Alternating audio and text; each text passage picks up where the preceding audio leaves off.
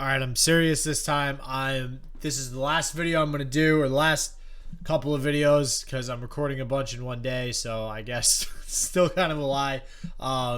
Without cutting my hair or shaving. Listen, COVID-19 problems. Okay, I've been working from home, and there's really no reason for me to give a crap about how I look like going out. So just saying. But anyways, my name is Justin, also known as Shit Just Works, and we are back with another Duels of Runeterra 10 gameplay. 10, right?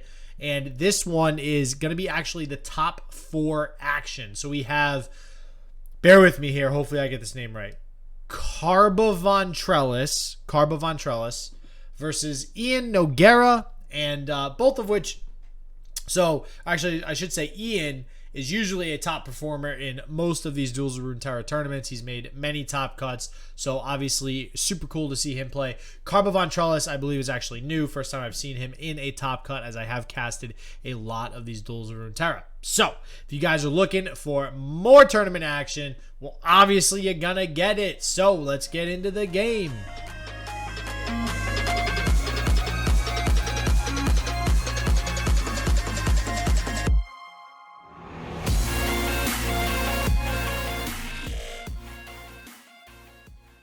All right, so we are going to be seeing Iannogueira versus Carbavontrelis, which means I'm going to be continuing to have to say that mouthful for the rest of this top 4 right now, which is going to kind of feel a little bit bad. But if you want to remember the name a little bit easier, you can just call him the guy who plays Atrocity in Sea Monsters. A little bit more of a mouthful, but the guy who, more importantly, not just plays Atrocity in Sea Monsters, but won with Atrocity in Sea Monsters. That's what really matters, right? Yeah.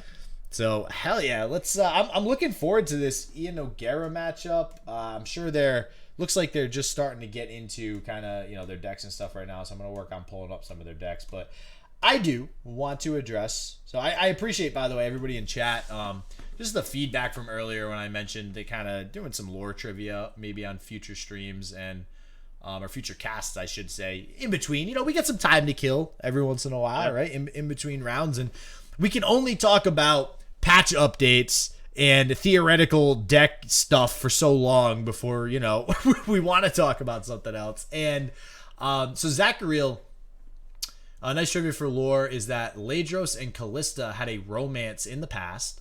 Both of them worked for the Ruined King when the Ruination happened.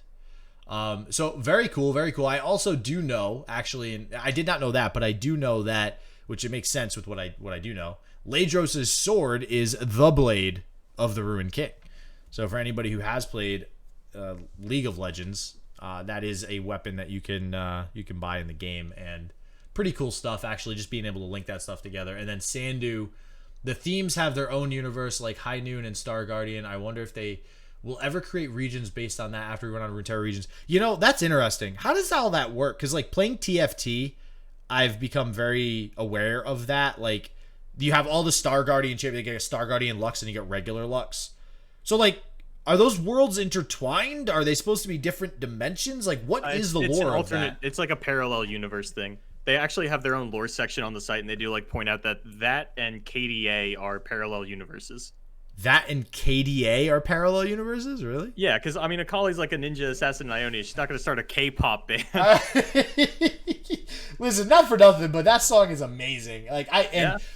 All right, anybody in chat played Beat Saber? Can I get an... Oh, my God, dude. Beat Saber, love that game, and absolutely love playing Pop Stars on that game. It's one of my, oh, my God. Just very fun, very fun. Have you ever played Beat Saber?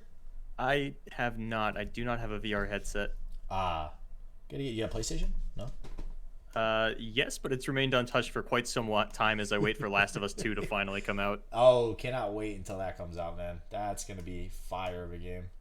Yeah, something I actually did want to touch on earlier when you mentioned that Ladros' sword is the Ruined King. So if you've played League of Legends, you know that what the item does in League of Legends is it deals a percentage of your opponent's health when you auto-attack them. Mm-hmm. And I think that was actually a really interesting mechanic transferred into Legends of Runeterra, where Ladros does deal a percentage of your health when he comes down on the board.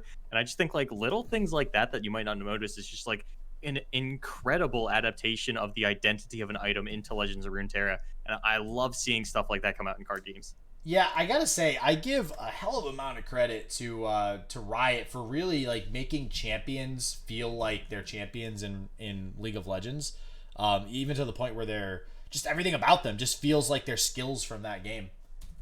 Yeah, I've been a big fan of the adaptation so far. I was a little iffy on a League of Legends card game. I was like, okay, are they just like, kind of doing this because they think that card games are hot right now? But no, they've actually done a fantastic job, and you can tell they put a lot of thought into this. And we are getting right into the game top four: Iannogueira versus Carbavontrelis. And I am at the very beginning here going to update this 1-1 so that it does not say 1-1. So hell yeah, I'm actually remembering now. All right, so this is the matchup that we saw Mago fall with earlier. We have Ash Sejuani versus the Endor Spiders. Mago wasn't able to line up the answers onto the Endor. We'll see if Carbavontrelis has a little bit more luck than they did. And we see a pretty decent start on the side of Iannogueira. A couple of elusive units, or not elusive, fearsome. Elusive, fearsome. Who's counting? It's the same effect, right? So I'm actually a little curious about this Blighted Caretaker mulligan potentially out of Iannogueira, because it is the one card that auto upgrades the Callista. So if you can go Mist Wraith into Callista into Caretaker on 4, yeah, and actually Iannogueira will have the attack token on 4, so that seemed like a pretty good play in my head. Instead, going to pick up a much better curve with the Hapless Aristocrat. Yeah, I was going to say, it does seem like he was kind of rewarded with that by getting the 1-drop, but I do agree. I do feel like the insta level with Blighted Caretaker is always a good decision, but he might have a different strategy that we don't know about, so we'll see. Yeah, and we did see him actually come up big with this Callista level earlier on, and yeah, we'll have to see how it works out for him. He is going to play the Mist Wraith, not going for the open attack. Iceveil Archer really the only punish here out of Carbavontrelis, but you're still not feeling like that's a major punish. And I feel like this is a matchup where the Hapless Aristocrat actually gets a fair amount of work done in the early game, trading onto those in the Avarice and Sentries. There is the Iceveil Archer. So this is a similar matchup. Was it Iannogueira that we were talking about earlier? I think it was in the top 16, actually, where we said, or maybe it was the top 8, that the Freljord Noxus deck actually had the advantage here because of the Frostbite, and Iannogueira still ended up pulling out a win. Was that his game, right? Yeah, that was Iannogueira versus Mago. Yeah, so I do still think that holds true here, but again, I mean, just because it has the advantage does not mean it's going to win, and I'm honestly very curious to see if Ian can squeak out another win versus what seems to be non-favored matchup. Yeah, and I do like the Neverglade Collector specifically in this matchup, because Frostbite into Culling Strike is the only way for Carbavontrelis' deck to actually deal with Behu Endor. Neverglade Collector is something that kind of demands Culling Strike come down onto it, or it can just run away with the game on its own. And I'm a little surprised that we don't see more sort of Endor Spiders lists running this. Although we haven't seen a lot of Endor Spiders this weekend, I would not be surprised if Iannogueira is the only one in the topic.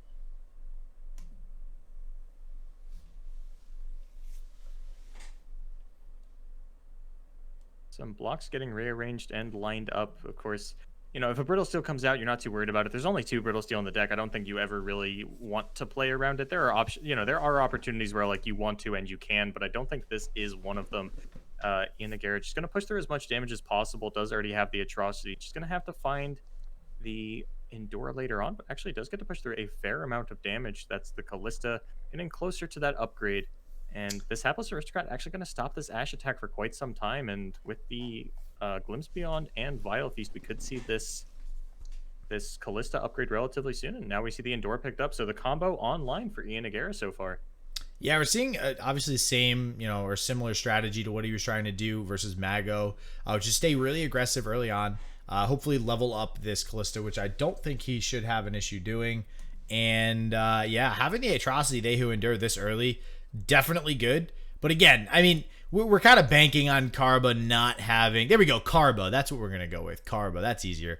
We're kind of banking on Karba not having any Frostbite, and I don't know if he can get lucky 2 games in a row like that.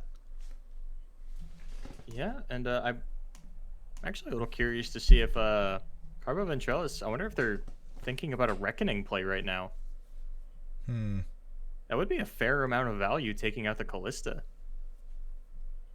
Yeah, Reckoning is that's just about the only way that they can take care of the Callista pretty easily right now. Aside from, Frostbite, Culling Strike, or something like that, and just seems like too much resources to put into it right now. Yeah, funny enough, Iannogueira actually would have the play around, would be able to Vile Feast the Hapless Aristocrat and Glimpse beyond the Chronicler of Ruin to actually upgrade it, but instead getting a Hearthguard down, and I do like this a lot. The Hearthguard, absolutely one of the best cards in the deck, turns on these Trifarian Assessors so beautifully.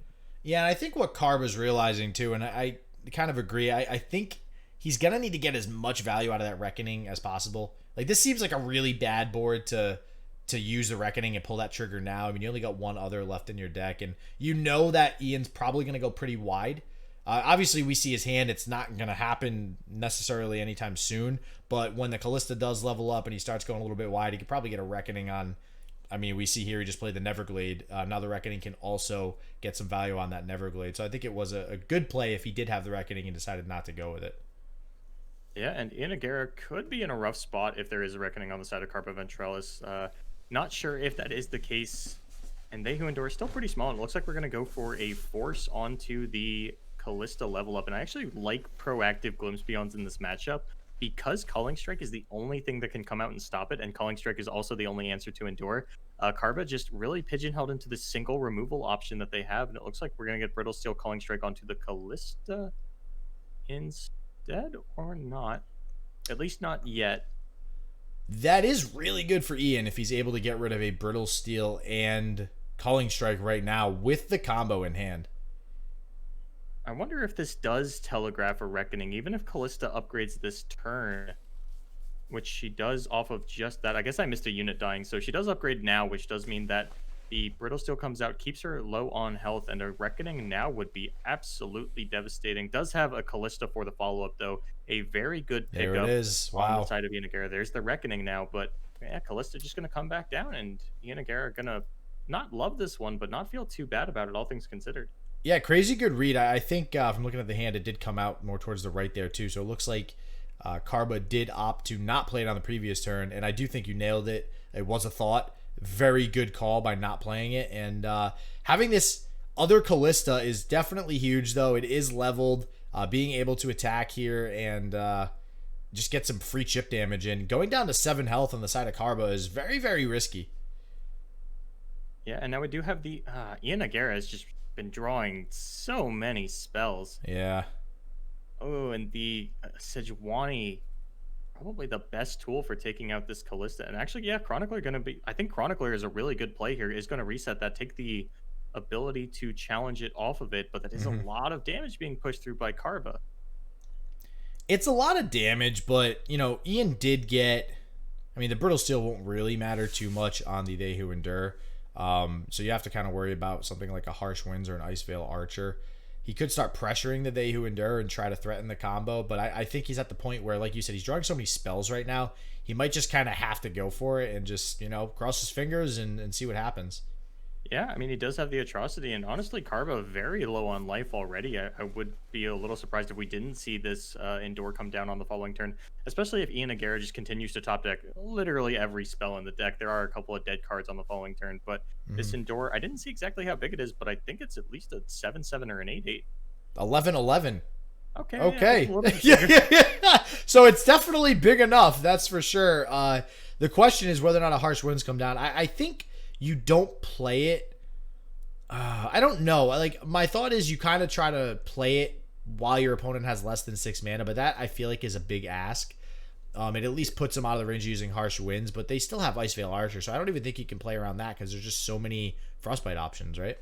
Yeah, and you are only on 11 mana, so you're just one shy of this Atrocity combo coming down. I don't think I like an open attack, though. I think I would like to see the Wraithcaller come down at least. But I think you're right, Karba is worried about the Ice Veil Archer coming down onto this Callista, but at least you're going to be able to push through some damage.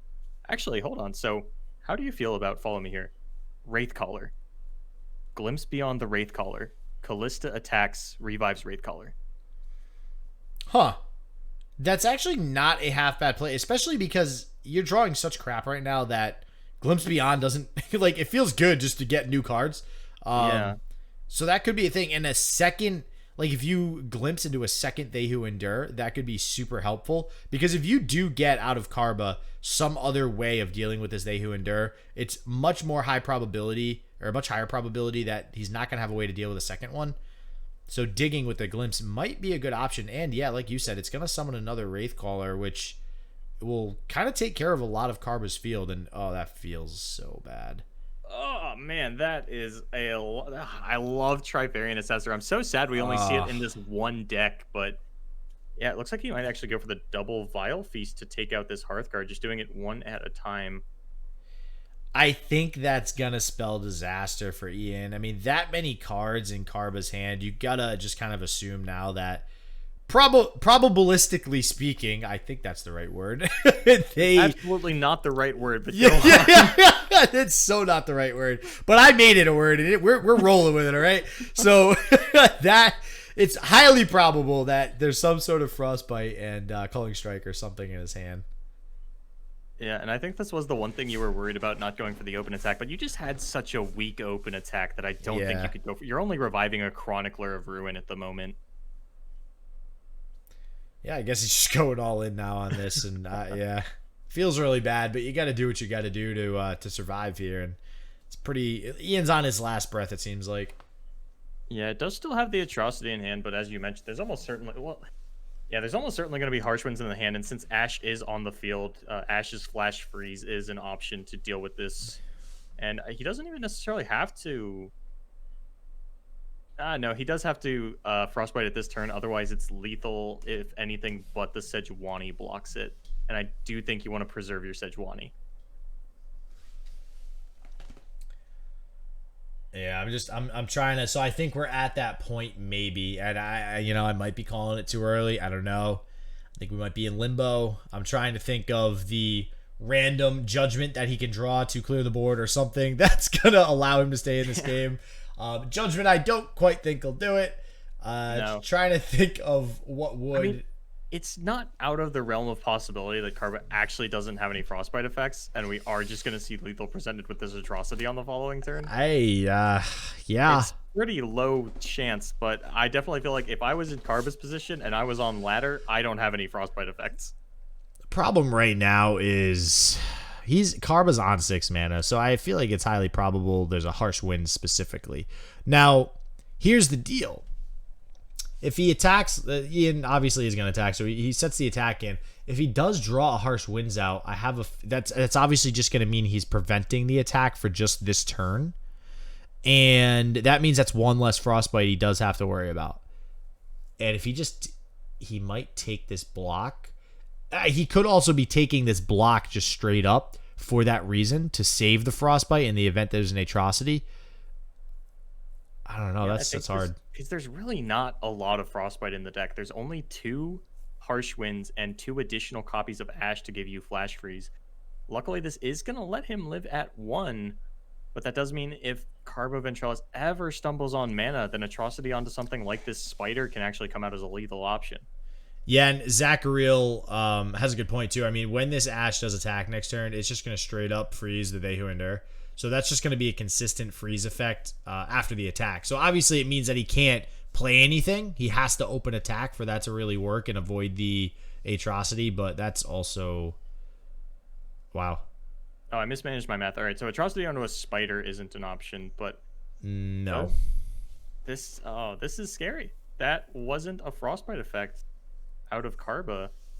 Well, again, he might be... Well, so no, actually, he wouldn't be saving a Frostbite. If with the Ash's ability to open attack, I don't think he would be blocking there and not using Frostbite for the sake of saving it, so... Unless he's going for Harsh Winds, Brittle Steel, Ash upgrade lethal this turn. He does have 18 damage on board. Yeah, that's very possible. And what is Ash at 3 or 2? You just have to be at 2, right? 3. Yeah, it's either at 2 or 3, but he would have to use 4 Frostbite effects to actually push through the lethal this turn. I'm curious. He did draw 4 cards. You might be right there. Because this is going to... All right, this is going to Frostbite They Who Endure. Then you have... Yeah. I don't know if Karba is calculating out to make sure this is lethal or just doesn't have it. He doesn't have... I don't think he has it. I don't... Because that would have been lethal. There's no reason to add the 4/4, right? So, yeah. I don't think he has freeze. I don't think he has... You know, we're... Beyond the Ash, obviously. We were just talking about how it's probabilistically speaking, that he probably has something in his hand, and just wow. God, if Ian wins another game versus this Frostbite deck out of just his opponent not having the right cards at the right time, that's just mind-blowing. Yeah, and Reckoning is still an option to take care of the Endure. Yep. Since it was frostbitten by the Ash, and I do think if Reckoning comes out, Karba loses. Yeah. Because Iannogueira just gets to Atrocity the Callista. And I think he has to recognize that and not develop the Wraith Caller yet. Glimpse Beyond is fine. It does still give you the Atrocity mana, and I do think it's pretty important that you keep that up. But your Callista is now in Brittle Steel range.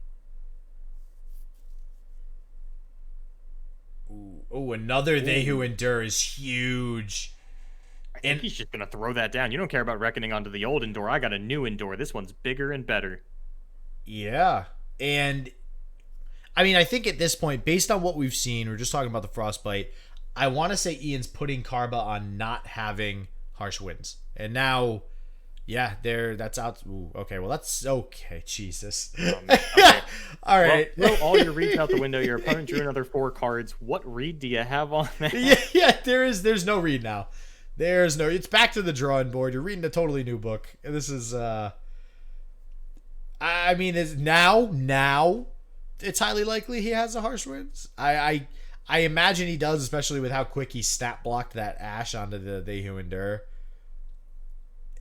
And yeah. I'm trying to figure out if this Wraith Caller Glimpse Beyond play would have actually worked out for Iannogueira, but I think it's a little too far gone to really think about. Wow, this is such a mind game right now between the both of them, if you really think about it, because Karba has to be acting as though he has a way to prevent this Atrocity the whole time, and Ian has to be acting as though he always has Atrocity, even if he didn't have Atrocity. And that's what the whole basis of this matchup is being. Yeah, and there's the Harsh Winds. And did you pay attention to where that came from the hand? I did not. I was looking at the Vengeance hover. I'd be so curious.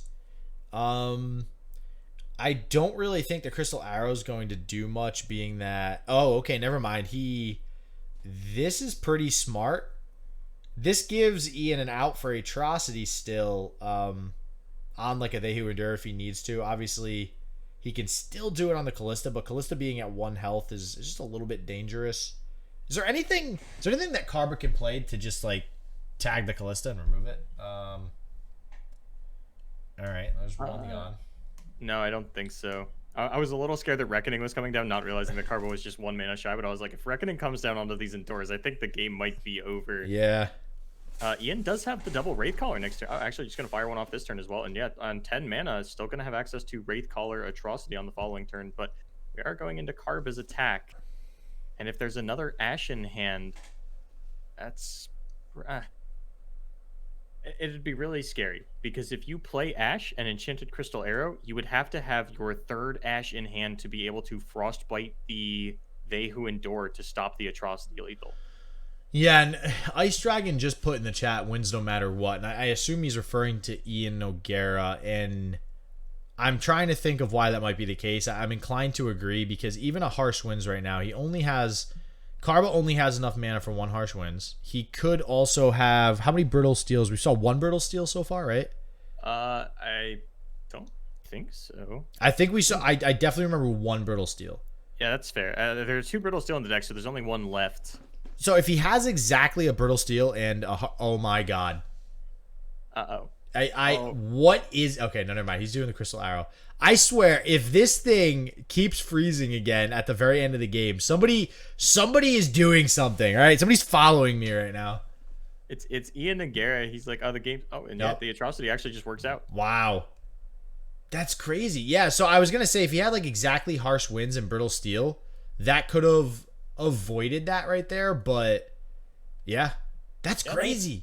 That's kind of what I was talking about the first draw. There's just, I know we call it Frostbite control, but there's really not a lot of Frostbite effects in the deck. Just 2 Harsh Winds and 2 Brittle Steel. And yeah, with the one coming out, it was actually fairly unlikely that the second one was in hand. So yeah, Iannogueira once again going to be able to pick it up against this Frostbite Ash. And now, once again, going to have to play the Demacia into it. I think we're gonna have to go back on our words and just like not ever say that Frostbite has the advantage at They Who Endure now, because clearly Ian's proving that wrong. I do think it has a lot to do with Carb's draws, but I will say that game, Ian did a good job of navigating his way around the freezes, and like he drew out that first harsh winds, which again, less likely he has a second one. So I definitely think Ian navigated that game almost perfectly to get his atrocity combo off. I will say that the spell light version of the deck that Ian running definitely feels like it has a better matchup against the Frostbite control than sort of the older versions of Endure Spiders, the one that were like two Elise, a Thresh, and a Tryndamere, and ran the Withering Whales and the Grasp of the Undying and the Brood Awakening and things of that nature. Because Reckoning does just clean up those boards a lot better, and we saw Callista come in really massively in this matchup for Iannogueira, but now we are into game number 2. Karba still on the Frostbite control, Iannogueira with this Bannerman, and yeah, it's a pretty good start for Karba. Pretty good. Yeah, definitely having the 2 Avarosian Sentries is huge to be able to stave off some of this early aggression, and then also dig for more answers. Maybe an Avarosian Trapper to just try to challenge the board a little bit more. I mean, ever since that buff, 3/3 is going to be huge here. Like, this is a perfect example as why the Avarosian Trapper buff, all my words just start to mesh together towards the end of the day, was so big, because at a 3/3, he now kills the War Chefs and this 2/3 Laurent Protege. Just trades so much better now. Yeah, and Iannogueira just sticking on a really good curve, does get this Grizzled Ranger out. Brittlesteel, one of the best answers in the game for the Grizzled Ranger, just completely turns this 4-cost unit off for the turn, but it's not the attack turn yet for Iannogueira, and Karba does have to start to develop a board here. We haven't seen any 5-attack units come out yet, and nothing that he plays is going to feel super safe. Ash comes down. We do have War Chef into the Laurent Protege to pick it up, but the attack here makes me think that Karba just has an extremely weak hand.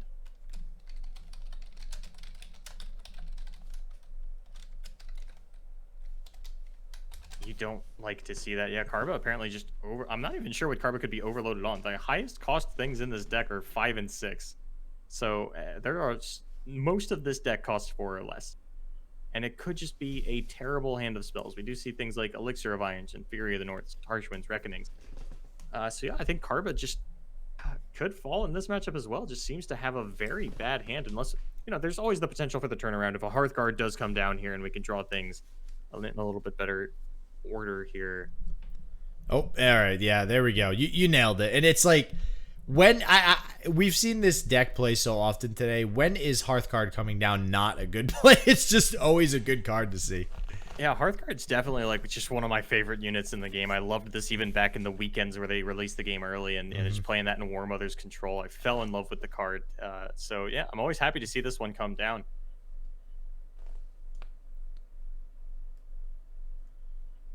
And yeah, Iannogueira doesn't have a great setup on this turn either.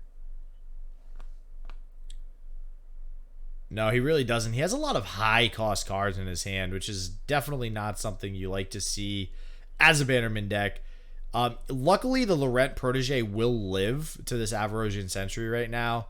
And, I mean, thankfully, this Badger Bear sticking around is going to help. But if he doesn't draw into another low-cost unit, it's going to get a little iffy for him in the next couple of turns to be able to really maintain board presence as he tries to push for the aggression here. And that is definitely a good card to see. Yeah, and we could see Cithria come down for Iannogueira. Reckoning on the table for Karba, but the single combat will take it out if this Hearthguard remains the only unit on Karba's side. And that's one of the risks of Reckoning and why the card is allowed to be so powerful. If all of your 5 health, or if all of your 5 attack units are removed in response, then you just don't get anything off the Reckoning. He could, I imagine, if Karba's going that route. I don't think he would unless he had another 5 attacks. So you'd be looking for something like maybe a Glory Seeker to come down. You obviously are probably not going to put your opponent on 2 single combats, and especially if the Cithria comes down, you are going to obviously just be able to freely do that. Yeah, a little curious. Karba representing a slow hand so far. Yeah, so Sejuani, okay, so it was just a pretty high cost hand. That one did come out more from the right side. And Karba going to be able to start to clean up this board a little bit, but Cithria going to make it so that both units can't attack. And I would have loved to see it if Karba could have challenged this War Chef with the Hearthguard this turn and gotten a free attack in with Sejuani. But It's not going to happen thanks to Cythria. Yeah, Cythria coming in clutch right here. That's 6 attack point on her side. Trades very nicely with the Sejuani. And we will see some damage come through from the side of Karba. I don't really think the damage is too worrisome here. And Ian does opt to go for the single combat on the Sejuani. All right, he's thinking about it. I don't know. This is what we just talked about earlier, where we go to like support a play and they're like, no, but wait. But yeah, I don't think I agree with that. I mean, I will say, if the Sejuani goes down to 1 health, there's not really any targeted removal on the side of Karba, so I don't think he's too worried about Cythria dying like that, but it will be easily chump blocked in the future. Yeah, and this does still put him on Unyielding Spirit Man on the following turn. I think the only punish for this is Elixir of Iron, which I'm not even sure I would consider a punish. So yeah, actually going to be able to save the War Chef, get as much value out of the Cythria as possible. And I'm wondering if we're going to wait for this Unyielding to find a good champion target, or if we'll just be thrown down onto the Cythria to continuously bump up the board. I think he can afford to wait. So, depending on what Karba plays, if there's not too much aggression coming down from him, he could probably afford to wait. Maybe dig for a Garen. Obviously, Garen's the prime target that you want to put this Unyielding Spirit on, and it's really going to depend on what Karba plays next here. Does Ian have lethal? Well, that's a thing now, isn't it? Winning the game. Because he's got the 2 challengers, I think the open attack here... 3, 4, 5, 6, I mean, 7. Karba can have Brittle Steel. That's an option. We're going to see the Calling Strike come down now. So that makes it a little bit less likely. But yeah, it looks like 13 damage can get pushed through. So, okay, I was going to say he could summon the Grizzled Ranger, and that might sort of threaten lethal, but you are still, again, worried about Reckoning a little bit. Yeah, you do have the Detain off the top to kind of bail you out on that one, but... Actually, yeah, if Reckoning came down... No, you wouldn't have Detain because you would have played Grizzled Ranger. You wouldn't have the mana for it. Yep. It's interesting. You don't really think of Detain as a card to deny Reckoning very often, but it is one that could do that in this situation. Ooh, that hurts a little bit. Actually going to save the Hearthguard rather than preserve the life total. Yeah, 6, 10. That's dangerous. That puts Karba at 2 health here, and... Oh, he really is going to have a lot of units. And the problem is, I mean, we knew that his early game seemed to be just very lacking in early units. He seemed to have a Sejuani early, so his hand was a little, clunked up early on. I don't know if it's gotten any better since then, so that is a little questionable that he is choosing to Frostbite the Fleet Feather Tracker. Yeah, and Ian has done a great job of actually hanging on to his board so far and just staying a little bit wider than Karba, who, as you mentioned, did stumble in the early game, which is not something we see happen too often. There's a lot of early game units, but just not finding any Trifarian Glory Seekers. I'm not even sure if Icevale Archers necessarily would have come down because Ian did have early challengers that could trade effectively onto them. And now Karba back on the attack, but... It's not feeling great. So crazy too, because Karba came in hot with the 2 Avarosan Sentry. Just such a good couple of first turns with those, and obviously those give you even more of a chance to draw into some other early game stuff. But no Glory Seekers, no Archers, no Trappers, not even a Bjerg. And we continue to see these high cost units come down. It's kind of stinks. Yeah, and we do see it come from the right side of the hand again, which does mean that Karba just wasn't bluffing anything, just did have a brick hand, which you don't see too often out of the Ash deck. It is possible, obviously. There's a lot of high-cost units in there, and just not getting bailed out by the top decks like Ian was, just kind of curving out pretty well. Since he did open with Unyielding Spirit and Brightsteel formation, he just kind of continuously drew on curve, and Karba not getting the same treatment from RN Jesus. RN Jesus. Could not have put it better. Yeah, he's going to get... It's going to feel really bad to have this Unyielding Spirit pop off on this Cythria in a second, too, when he does hook it. Would you... I feel like hooking it with the Sejuani might make more sense, right? To get the extra damage. Is there anything... Does that really even matter? I don't think so. I think you just want to preserve health, or keep your board as healthy as possible, and since Sejuani does have the 1 more health than the Hearthguard, I guess that's really the consideration you were going for? Yeah, Ice Dragon. Reckoning. Oh god. Oh, actually, this Reckoning. Yeah, if he was able to play Reckoning right now, this would be absolutely ridiculous. Still doesn't kill the Cythria, unfortunately, but take it where you can get it. Like it's gonna have to be Calling Strike, and I do like this Calling Strike. Not going to be useful on the following turn. as everything will immediately get buffed up. And I think you would have to play it onto the Challenger. Not going to be the case. Yeah. Ian's in such a commanding position. I mean, when you have a unit chilling on board against Failure Noxus with Unyielding, you know it's not going to, like, basically ever die. I don't think there's anything Failure Noxus can do about it. And you have a Detain. So you also know that you have this 5-mana card that literally just removes a unit from the game right now, essentially. He's just in a huge commanding position. Yeah, and the one concern with the Ash Noxus deck is that you are one of the regional compositions that just does not have any answer available to Unyielding Spirit. All right, I don't know how I feel about this. I feel like I would have rather seen second Cythria even. Yeah, because Reckoning punishes this. I mean, it's still not the end of the world for Ian, but it definitely, that was a good Reckoning. Yeah, just, I guess, not wanting to risk the open attack. And we do have to see 2 blocks come out of Karba this turn. And yeah, that just, you know, I don't think there's really any way for Ian to lose from this position, especially because that was such a large mana commitment from Karba, who we do know is a little stacked up on high cost units, isn't going to be able to refill the board unless something like an Avaros and Trapper came off the top recently. We even see the Brittle Steel come out to protect this Avaros and Hearthguard. Ash is now leveled. I'm gonna go out on a limb here and say that he probably has an Ash in hand because of how bricked it's been all game. So I wonder if there's any world where having the leveled Ash and a Crystal Arrow somehow gets him the victory. But if he plays this other Cythria, that's not gonna work.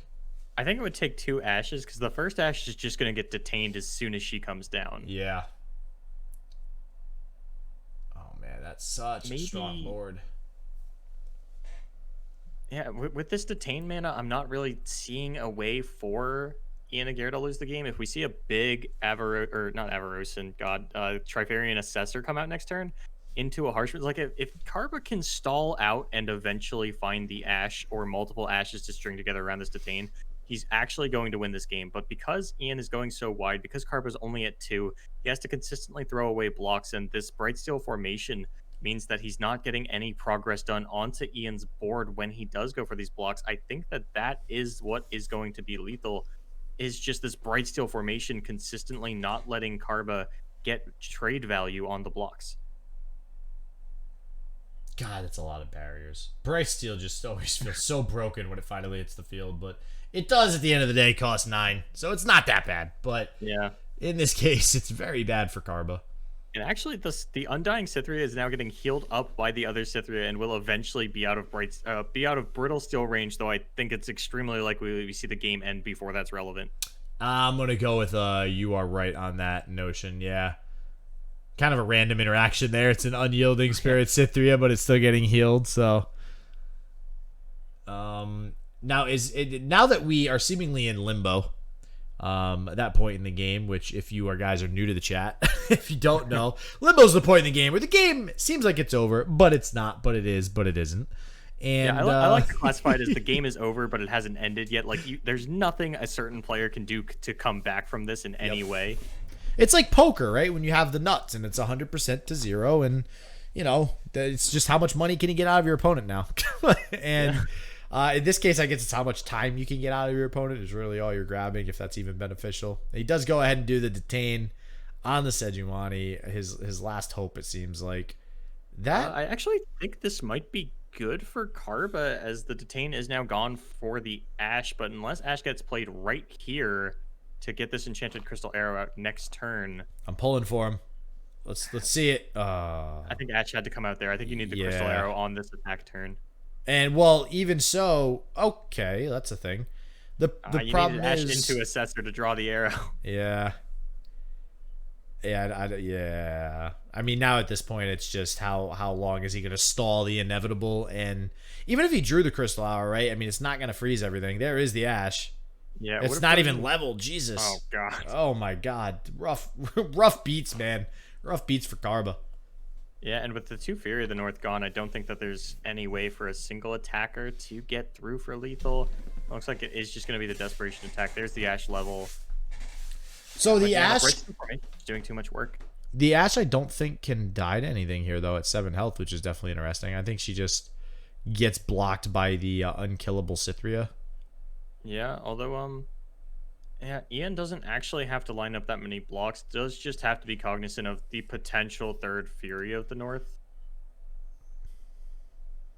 No, there's only 2 Fury of the North in the deck, actually, so I didn't see if either of them were Sejuani's Fury of the North, though, so I'm going to pretend that the Fury of the North out is still available. All right, he is going with the Ranger's Resolve here. It looks like to save the Garen. Yeah, that makes a bit of sense. This card is pretty much never going to get value at this point with double Cythria and Brightsteel formation on board. Mm-hmm.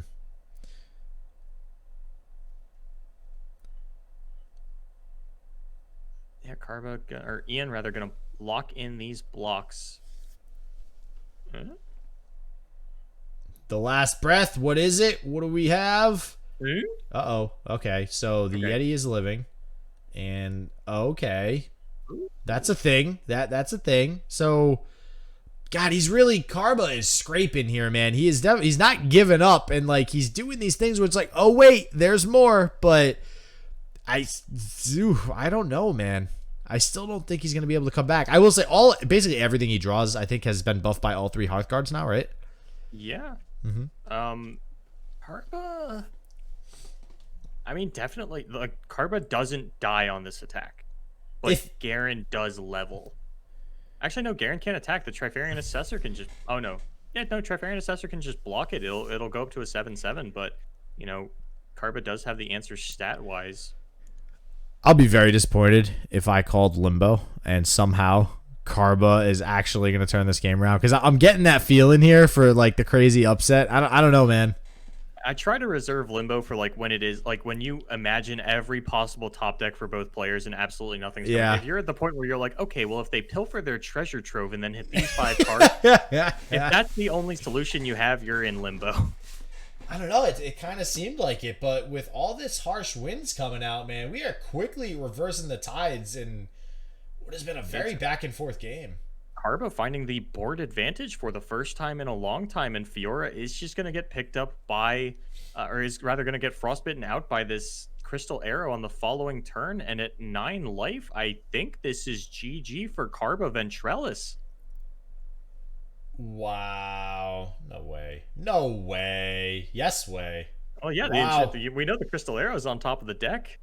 All right, I take it back. I bow to the Karma God. I don't know what's wrong with me. I called... Oh, I feel so bad right now. I feel bad. I'm very like cognizant of trying not to call preemptive limbos, but yeah, there are no blocks going to be able to come out of Ian after this Ash attacks. That's crazy. And you know what? That is the first time I think I've called it like that early, and it's just like completely shifts. So I apologize, Karma, if you are watching and listening. I apologize. I severely underestimated your efforts here and never giving up, never surrendering, and getting this victory. So when you see the Demacia deck run sort of this well and still lose, that's what we mean when we say that, you know, the Ash Noxus deck is favored, and we actually see Ian get up and leave. So I was just gonna ask. All right, I want chat's opinion too. What's the opinion on it? Is this BM? Is this like you're losing and you leave and you're gonna rope all the way down to 0? What's the thought on this? All right, what's the thought? Anybody? What do you think, Boulevard? I think this is a little BM. I mean, if you wanted to take a bathroom break, you could have done it after the game. Jesus. Oh my God, that feels bad. Or maybe he's just trying to be as optimal with his time as possible and rushing to the bathroom and heading back. And yeah, you know what? Maybe that's it. Because 9 times out of 10, everybody's going to rope anyways, just to try to think through all possible options in a top 8, right? Yeah. And we are going to get to see this Demacia deck lineup against. We're not actually sure what Iannogueira banned. I'm going to assume that it was Viheimer, which does mean that we'll be aligning deep up into the Bannerman. Dude, the comeback is right, Zachariel, and the persistence did indeed pay off. Man, I feel bad. God, never again am I touching the limbo call. I don't want to do it anymore. This is my I'm out here trying to get this term to gain traction, and you're out here throwing it out all willy-nilly. I know. I gotta stop. It just really seemed so far out of Karma's reach, and he just, wow, that's crazy. See if he can claw his way back with this deep deck now, which this should be an interesting matchup. Ian is definitely going to be looking for the early win here. I think if he's not able to kind of push through with the early aggression, he's going to have huge issues dealing with some of these larger sea monsters like Devour and whatnot, just being able to come down and just wreck his field. Yeah, and we do see, the missed call out of Carbo, which is a great tool for dealing with this Demacia deck. Even if you stumble in the early game and don't find Thorny Toad or Dreg Dredgers, if you can get down like a Jaw Hunters or a Dreadbloom Wanderer into a missed call, that feels so insanely good. And I think that Deep is really the first deck that we've seen missed call in, where a missed call on turn 3 actually feels impactful. They got him back. This is not a great hand for Iannogueira. This is a scrum of Brightsteel formations. Or Brightsteel, not Brightsteel formations. God, that would be terrible. The Brightsteel Protector, that's the one. So are we just translating scrum into any 3 cards of any exact card? I don't know. I've been using it lately, and I don't know. It's feeling pretty good. I don't know how you feel about it. I mean, I like the word. It's just a fun word, right? Scrum, so scrum. And I haven't seen any Badger Bears this weekend, really, and I don't want the word scrum to fall to the wayside, so I've been a little misusing it. Sorry, Blevins, if I'm butchering your word. Sort of like shit has butchered mine. Yeah, I'm so sorry. God, just it's a bad day today, man. I'm mixing my words up. I can't remember the name of it now. I don't remember the P word that you said earlier. I don't. Oh God. Probabilistic. That's a word. That's the one. I'm making it. Where's Urban Dictionary when I need it? We're gonna pull that baby up, add it in there. And now scrum. All I'm thinking of in my head is Scrum Diddly Umptious. I forget what movie that's from. I think it's from Charlie and the Chocolate Factory. That's what I was thinking too. But yeah, Iannogueira actually off to a pretty okay start here. Does have Fiora lining up onto this Dreg Dredgers, and funny enough, Deep does feel like one of the decks where you can actually go for a Fiora win condition if you can find an unyielding down onto it. Mm-hmm. It's a little scary depending on how fast your opponent goes deep. Once the Fiora is leveled, it's not vulnerable to a non-deep Devourer of the Depths, but it is something that you do have to be cognizant of.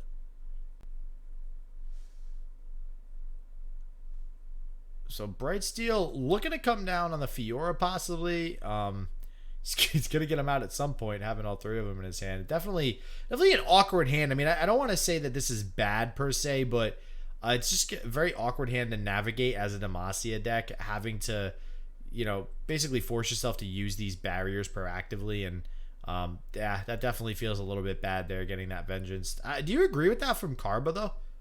I think so. Your opponent doesn't have a great hand, and they don't have great attacks. I mean, they're going to push through 6 damage, but they're going to lose a unit for it. And, we're pretty much into the mid game at this point. Turn 5 is where the deep deck... turn 5 is actually kind of an awkward turn for them. Usually you see, like, Maokai into Dreg Dredgers is, like, their best option. So it does kind of depend on what the follow-up is from Karba. But even if it's just Abyssal Eye, I'm not mad at it. But as we see in Ian's hand, turn 5 is one of the strongest turns for the Demacia deck. Garen going to be able to come down.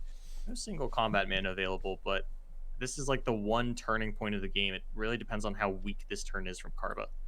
Yeah, and I do feel, that decision by Karba, right, with the Vengeance, I guess you could argue, okay, you could Vengeance a Garen or a Scythia or a Radiant Guardian or basically anything but the Fiora. It feels a little bit better. But you could argue, right, that Vengeance is probably better valued at the beginning of the game because it's going to stave off early aggression. And your units, the units in Karba's deck, are going to be able to deal with Garen and Scythia later on in the game. However, they are coming out turn 5. You're usually not deep by then. We can see Karba is still not deep, so this Garen is going to pose a problem. So, I don't know. I think it's definitely a toss-up whether or not you use it on that Fiora, and it might come back to bite him here with this Garen now coming down. I honestly think that, and this is going to sound a little weird, but I think the Vengeance there, how good it was, is completely dependent on how many copies of Nautilus are in Karba's hand. Oh. Because if you can get a Nautilus down on 7 and then use Nautilus as a Riptide to take care of the Garen or the Scythia that you were afraid of on turn 5 or 6, then I think you're actually in a pretty good spot. That's a read. That's a read, and I'm curious to see if that holds true here, because even just having Nautilus alone is pretty good against this. If he's going to be able to take on a lot of blocks, 12 tough is definitely a nice little shield to use there on turn 7, even if they're not deep. So we'll see if he pulls some Riptides out here. Yeah, and Karba does have Ruination in the deck, so if he passes and Ian plays this Radiant Guardian, we could actually see a big Ruination come out of Karba on the following turn, though. Ian does have the Garen to play down after the fact, so gonna have to see how this one plays out. Unfortunately, not having the Ruination mana on this turn is just one shy thanks to the Dreadbloom Wanderer. But yeah, Dead. I do think that Karba needs to hit deep soon, and this is a good way to get it started off. And I'm trying to pay attention to see if Atrocity or Ruination gets tossed at any point. Yeah. Oh God. Ice Dragon. You got to get her back here, man. This is. It's so hard to multitask this much. Ice Dragon, we need you. We need your assistance. So we have the Garen's Judgment in hand. The out that we usually are saying is needed in this deck when dire straits come up towards the end of the game. So it might actually come in handy. Like, if somehow this Garen sticks, a Judgment on a Brightsteel formation late in the game could definitely swing it in Ian's favor. Like, if it actually makes it that late with all the large sea monsters. I highly doubt it, but I'm trying to think to the future here. Well, the Judgment actually could come in massive this turn if Karba goes for a Maokai play. If you throw the Sapling onto the Brightsteel Protector, you're going to feel fine to attack with the Abyssal Eye as well, and I think that the Judgment could get a lot of value there. Ooh. We do see the Nautilus on 7. Nautilus's Riptide now online. Well, he does only have 2 mana, so he won't be playing it this turn, but he will have it for the Garen attack turn, which is really what he's wanting anyways. Oh. Threatening double jettison. Uh-oh. Yeah. So I know that people are like, oh yeah, you can so the problem is you have to attack with the Dreg Dredgers if you're going to bait this jettison, because Ian can just pass here. He does decide to actually, yeah, is there is there ever a time where this makes sense? Can't you just, because you're never going to block the 3/3 anyways, so why would you want to continue this back and forth here? You just want to push a little bit. Oh, that's right. The Abyssal Eye is going to draw the card to push deep through. Oh, okay. So actually, good. Ian, much more heads up than we are right now, reading that and noticing that he was going to take 13. That was a sneaky play by Karba to try to sneak that 13 damage in there. That would have been nuts. Yeah, I've seen this play before, like this exact thing where you attack with Abyssal Eye before Nautilus while you're at 16 in deck, and I don't know why, but it takes me by surprise every time. Yeah, I mean, I don't think drawing is looked at as much as a way to go deep, even though technically it is. Everybody just thinks, oh, you got to toss cards to go deep. But yeah, that thing that you do every turn also gets rid of cards in your deck. So that is something to watch out for. And something like Abyssal Eye, that's why it's doubly as good in deep decks. Yeah, and I think one of the reasons that I consistently forget about how quickly players are able to go deep is because unlike every other card game, you draw a card on both players' turns in Legends of Runeterra. Mm-hmm. Yep, one of my favorite things about this game, the interactivity every turn. You're never bored. You're always doing something. All right, I just had to do like a quick math check to see if Atrocity was lethal here. Use your if you need my fingers, let me know. I got them. Okay. They're online for you. My math says he is 2 off lethal with Atrocity. Oh, how cool is it going to be if they have spectator mode where we can actually hover with our mouse over the eye? That's going to be amazing. I need that. So if we get a spectator mode and I only get to watch like the Twitch streams, like I can't hover the eye, I can't see someone's hand, or like I don't get to use the scroll bar on the side to see what's been played and tossed already. I'm going to be pretty. I'm just going to break into Riot's office and code my own spectator mode. Yeah, so this is pretty good block right now. This is definitely going to do well for Carb. I mean, this does push more damage on the side of Ian, which I think is his ultimate goal this turn. He does have Judgment up, as well as Unyielding Spirit, which is a big deal. Judgment critically with Nautilus being at 11 does not actually kill the Nautilus with the Garen, which is unfortunate, nor the Radiant Guardian. So I actually like this block a little bit more from Karba because it does play around unyielding a little bit better. And if you can get your opponent to just float them in, yeah, all right. So we are going to see the unyielding down onto the Garen. I'm a little surprised to see this Fiora challenge the Abyssal Eye. I'm Yeah, not sure what we're setting up here for by just throwing away one of our units. Maybe just taking it off the board as a blocker for the Garen. But you were going to unyielding the Garen anyway, and the Radiant Guardian was tough, so that wasn't an option for the block from the Abyssal Eye either. yeah, that is definitely odd. I will say he's setting up whatever that Fiora move was. I'm also a little bit confused. I don't know why he decided to do that, but he's now going into a turn where he's going to rally with the Garen and have a judgment on his attack. It's a big deal depending on what Karba plays. So we could be seeing Ian go in for the kill here. Yeah, and it's actually very fortunate for Ian that the Garen does level up, as it is now completely out of the range of Devourer of the Depths, as it is a 7/7, and damage cannot be pushed onto it anymore. That being said, if Devourer comes down onto this Radiant Guardian, I just don't think the board is quite big enough for Ian to actually be able to push through lethal. Yeah, now that this board is so wide, it's going to definitely be tough. And we see these elusive units again, and I just, they're so useful in so many matchups, and this is going to be another one. You know, Karba's just going to get this free 12 damage in each turn. It will get the judgment out if it's at a point where Ian needs to be defensive and kill those units. But if Karba is playing around the judgment, he could probably, actually, no. If he's playing around the judgment, he could just attack with the elusives, and that's going to feel really bad. Yeah, and if Karba is also holding on to Atrocity, he just has lethal on the following turn, unless a detain specifically comes off the top from Iannogueira. And I've been trying to pay close attention. I don't think Atrocity's been tossed yet. I don't believe it has either. I think Atrocity is still in play. And yeah, Karba did win his top 8 match by kind of sneaking it out with this Atrocity. So maybe Karba's the chosen one, the one that Atrocity comes to, never gets tossed.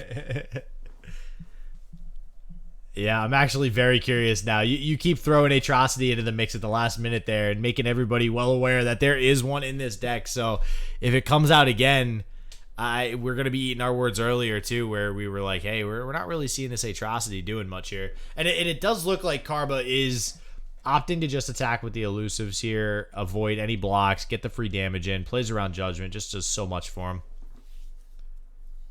And again, you mentioned the Atrocity. This 12 damage almost always goes through. Atrocity is just a free win at that point. Yeah, I think he is a little bit worried about Detain. I do think you always attack with these two Abyssal Eyes. Drawing 2 cards, absolutely insane. Toss on Salvage and Devour. Actually going to take that out first. And I do like this. It's set like this 2/1 is a phenomenal blocker for this Garen. Yeah, that actually might be a better play than just open attacking, because you're not really risking anything by doing this. You can still just go ahead and take the attack on the following turn. So it is looking as, wow, it is starting to look like Karba is going to take this away after this attack with the elusives. And there's no way, like, if he were to Atrocity, there's a single combat. No. Oh, wait, no, that doesn't matter. I forgot that, I mean, so do you just judgment this to kill the Abyssal Eye? Wow, that's a thing, huh? I mean, you do get a free attack in with the Garen, so he's going to have to block it with something, and it will get a kill, and then you'll be able to attack again next turn. You definitely consider it to stay out of range of Atrocity. Because I think Karba, because he has the elusive units, Karba never plays into Judgment. I feel like this is the most value it's ever going to get, and that does not feel great. Nope. Not at all. But I think he kind of is forced into it. I mean, in next turn, he's going to have a Bright Steel. Unfortunately, I mean, with Garen already being indestructible, Bright Steel doesn't feel the greatest, but it will get some additional damage in. I think you do. I think you Judgment. I think you Bright Steel next turn. Yeah, I think what Ian is setting up for here is he wants to get Radiant Guardian down this turn, and then the Bright Steel with the Radiant Guardian feels really impactful because you can just consistently get the lifesteal off. But yeah, actually, even still threatening Detain mana. Okay. So holding the 5 mana definitely helps. Karba could just risk it. I mean, he's playing 2 Detain, right? Yeah. Yeah, I don't think you risk it. You know, with 2 copies of it, you can't. He's got to hold on to the atrocity. And yeah. Okay, so this I like a little bit more. My concern was that your only atrocity target for lethal was Nautilus, but I really don't mind risking it all tossing this Shipwreck Hoarder at your opponent. Mm-hmm.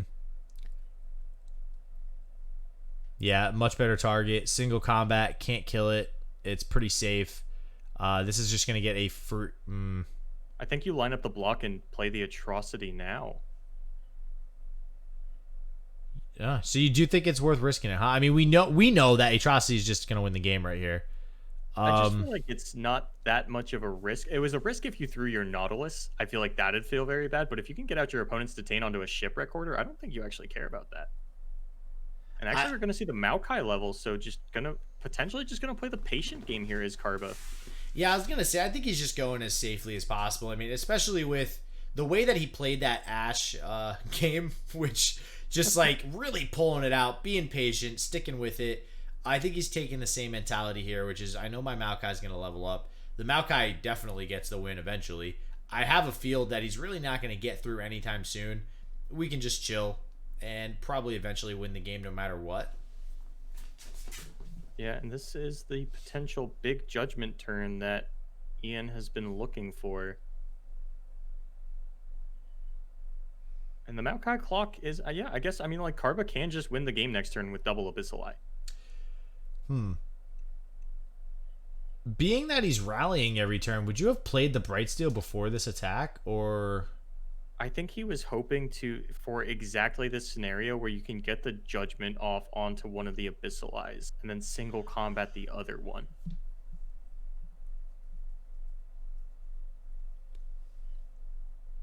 Yeah, whereas if he did play the Brightsteel, he's probably not blocking, or well, he still has to block to survive. I don't know. Okay, interesting. Okay, so denying the lifesteal, that's actually really impactful because that would have put him at 13 and just one shy of lethal. Yeah, and again, for anybody watching right now, I do want to point this out. It happens a lot in burn aggro decks. Being able to deny lifesteal by kind of axing the attack like that, where it just fizzles out, you're going to see that, good old square pop up that we're all used to seeing now. Is definitely a very key play in a lot of matchups, especially in burn aggro. That's why Noxian Fervor is so good. You can usually Noxian Fervor a unit that has a lifesteal unit attacking or blocking it, and then you actually do way more than 3 damage. So I was kind of curious about whether or not the judgment was going to come out on the Garen or the Radiant Guardian to get the triple lifesteal hit off, as well as trade onto the board anyway. But I do think that it's important to throw it onto the Garen because it is immune to Vengeance. Yeah, that is a good point. With 7 mana still up by Carb, he kind of, he needs this judgment to go off at this point. He has no choice. And it is. And it's going to do some work, that's for sure. So that's going to feel really good. It's kind of a small win there for Ian in the loads of losses he's been having turn after turn. So we'll see if this will help him come back into this game a little bit. Yeah, the Unyielding Spirited Garen kind of showing why it's so good, but Iannogueira is on a clock, and Karba, as long as this Nautilus is alive, is going to be able to just stonewall this out, and the Plateworm Egg might actually spell lethal through deck out. I think this just presents too much of a wall for Iannogueira to ever get through. Yeah, I'm going to go... Oh, God, I don't want to do it. I think it also just presents lethal next turn. I don't want to do it. I'm not calling it. That's you. That's all you. I'm not doing it. Can he draw? Yeah, I'm pretty sure this Plateworm Egg is GG here. Right? There's... yeah, Garen's just not big enough. There's not anything in the deck that buffs... I guess... No, because Karba definitely just goes for the open attack next turn. There's literally nothing else he could play. And Judgment isn't going to do it unless you can get a Bannerman down onto this Garen. So yeah, I think this Plateworm Egg is actually going to be lethal, and Karba going to be able to steal another game, it feels like. Ian getting 2-0'd on this Demacia deck. Wow. Yeah, this Plateworm is going to do it. Plateworm, just such a good card in Sea Monsters, man, especially this late in the game. He would have lost one way or the other, too. Again, we did have that Maokai level. He's got, damn near no cards left in his deck. Yeah, I'm extremely curious as to whether or not Karba had Atrocity and just never felt the need to go for it, or if it just wasn't there. Yeah, I think he kept mousing over that single combat. I think Ian's trying to come to terms right now with the game being over. He doesn't want to do it. It's never easy coming to terms with that. Yeah, and even it doesn't even have a single combat target for this Radiant Guardian to gain the life, and the 5 life just not going to be impactful enough to actually save the game. We're going to see single combat come down onto the Abyssal Eye, but even through that, I mean, any 2 attacks are lethal. Even through the lifesteal of this Radiant Guardian, Karba's still got a full grip of cards. Ian, I think, down to 1 or 2 cards in deck. Yeah, Garen's Judgment not enough without another buff onto the Garen. Actually... Wow, wait. That does change things, because the Nautilus will die, and 2 attacks kill through Radiant Guardian, but not 1. So 1, 2, 3. That's interesting. So all right. I mean, he lives another turn, but Karba also almost certainly has another copy of Nautilus in hand, just given how many... He did fire off the salvage last turn and has so few cards in deck that Nautilus is one of the only options. So Nautilus is Riptide going to be able to actually take out the Garen finally, probably. Oh, no, you lose if you line up the attack onto the Nautilus, or the block onto the Nautilus. Yeah. Okay. All right. Well, this gets him way more life this way, so yeah. He's basically back up to full. Then he's going to take 16. He'll be at 4. Again, I think this is kind of just delaying the inevitable. And here's the Riptide. Vengeance. And we do see the Vengeance come out, yeah. And that is GG's. Looks like Carbavontrelis gonna take it 2-1 against Iannogueira. And well, I always say it like that. I don't know. I always want to say it like one word. It's Iannogueira. All right, for anybody who's... I always said it Iannogueira. Yeah, it's... Yeah, just kind of saying it one word. Like, I guess he is using his real name, potentially. Yeah, it is. It's just all one word is the issue. So, but yeah, so our final... Let me pull this up and get us back over to our beautiful faces over here. Oh, God. Oh, God. Here it is. All right. Fresh Lobster and Carbavontrelis, the Stash, versus the name that I have not been able to pronounce correctly the entire time we've been casting him. So, all right, guys, that's it. Maybe I will decide to leave and go shave or something. I don't know. But one of these days, I'll get a haircut. I don't know. Things are open now, right? Isn't that I can go get my haircut, right? All right. Anyways, everybody, stay healthy. Stay keeping your haircut. Stay positive. I hope shit just works for you. And peace out.